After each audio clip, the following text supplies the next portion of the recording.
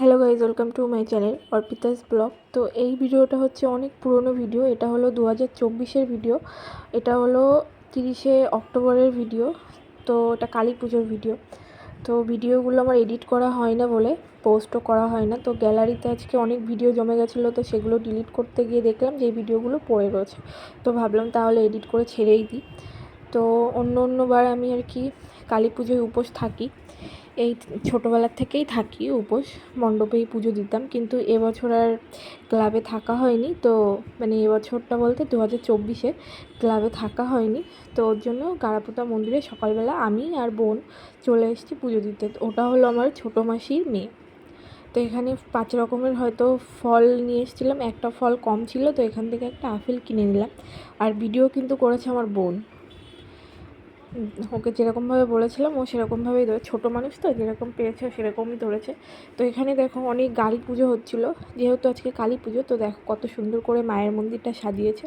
আর তোমরা আমার অনেক ভিডিওতেই দেখেছো গারাপোতা মন্দিরটা। আর আমার কিন্তু এই মন্দিরেই বিয়ে হয়েছে, আমি কিন্তু মন্দিরেই বিয়ে করেছি। তো এখানে আর কি হোমযজ্ঞ হবে রাত্রেবেলা, সেটার জন্য আজকে মন্দিরে অনেকটা ভিড়ও ছিল।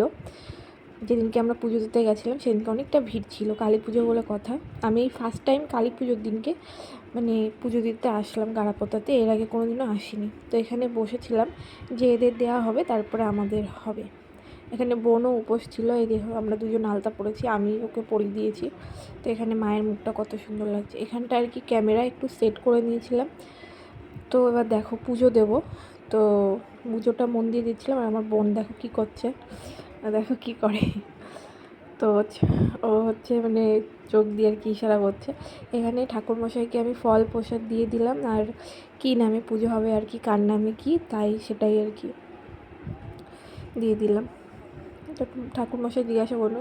আর তোমরা না ভিডিওগুলো একটু দেখো, কারণ কী বলো তো, এডিট করার জন্য দেখো আমার বোন কী করে, দেখো দেখো ওর হাবভাবই অন্যরকম। তো এখানে আমি আবার দেখছি, এখানে আবার রেখে দিচ্ছিলাম এই জিনিসগুলো, যেখানে থাক কর্নারে থাক, তুই রেখে দে। তো এরপরে পুজো শুরু হয়ে যাবে। আর কি বলো তো, তোমরা একটু ভিডিওগুলো দেখে নিও, কারণ কি বলো তো, এডিট করা হয় না বলে। আগে সত্যি কথা বলতে আমি এডিট করতাম, সব কিছু করতাম, কিন্তু ভিডিওটা যে কীভাবে পোস্ট করতে হয় সেটা আমি আগে পারতাম না। এই রিসেন্ট আমি আমার বরের কাছ থেকে আর কি শিখিয়ে নিয়েছি।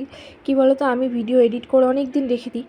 এবার ওকে বলি যে তুমি একটু ছেড়ে দাও, ও ওর সময় মতন দেয়। তো আমার ভিডিও এডিট করে গ্যালারিতেই পড়ে থাকে, সেই ভিডিও হয়তো 1 মাস পরে গিয়ে ছাড়া হয়। তার জন্য ওকে আমি বললাম কি, তুমি আমাকে একটু শিখিয়ে দাও, আমি তাহলে ভিডিও এডিট করে আমি ভিডিও পোস্ট করে দেবো।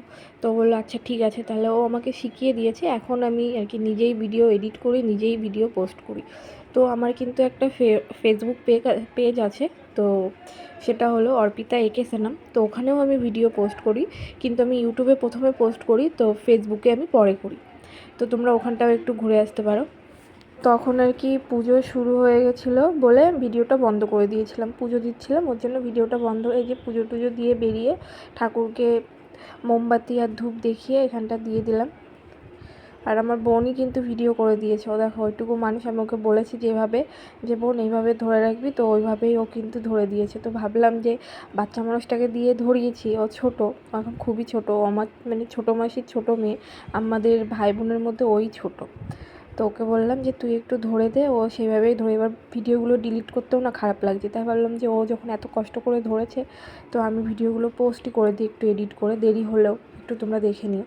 তো এখানে তারপরে বাড়ি চলে এসেছিলাম। তারপরে এই যে সন্ধ্যাবেলা প্রদীপ ধরাতে হয়, অনেকবারই প্রদীপ ধরায়, অনেকবারই মোমবাতি ধরায়, তো আমরা মোমবাতি ধরিয়েছিলাম।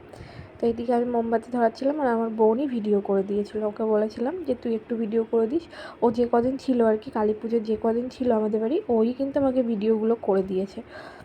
আর নিজের না করতে একটু অন্যরকমই লাগে, লোকের মধ্যে একটু লজ্জা করে, সত্যি কথা এখনও পর্যন্ত লজ্জা করে। ভাবে কি, অনেকে যখন ক্যামেরা নিয়ে আর কি ধরে থাকি তখন ভাবে যে কী করছে, মানে ব্যাপারটা কী, এরকম একটু লজ্জা লাগে। কিন্তু আগে যেরকম লাগতো এখন আর অতটা লাগে না, লাগে অল্প। তো এইদিকে আমি আর কি ধরাচ্ছিলাম মোমবাতিগুলো। আর এটাও একটা মানে পাশের বাড়ির, ও এক সম্পর্কে বোন হয়। তো ও আর এর মানে ভীষণ ভাব, ওরা তখন মানে পুজোর সময় আর কি এরাই সব সময় খেলাধুলা এইসবই করছিলো, আর আমি এই নর্মাল যে কাজগুলো থাকে বাড়ির সেগুলো করি। আর এই যে এখন মোমবাতি ধরাচ্ছি। আজকে ভিডিও ছাড়তে অনেক দেরি হয়ে গেল, ভিডিওগুলো তো তোমাদের ভিডিওগুলো কেমন লাগছে অবশ্যই কিন্তু কমেন্ট করে জানি না।